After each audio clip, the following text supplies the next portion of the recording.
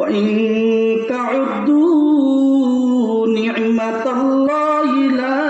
تحصوها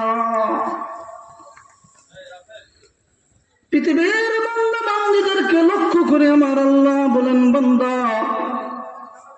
আমি আল্লাহ তোমাদেরকে এত নিয়ামত দান করেছি রে বান্দা,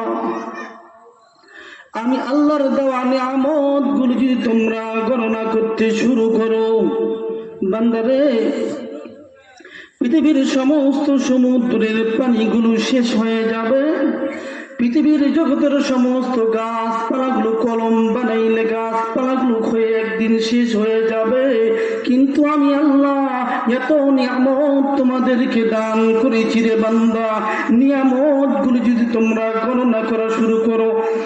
পৃথিবীর সাগর আর নদীর সমস্ত পানিগুলো শুকিয়ে যাবে, গাছপালাগুলো কলম বানাইলে সব শেষ হয়ে যাবে।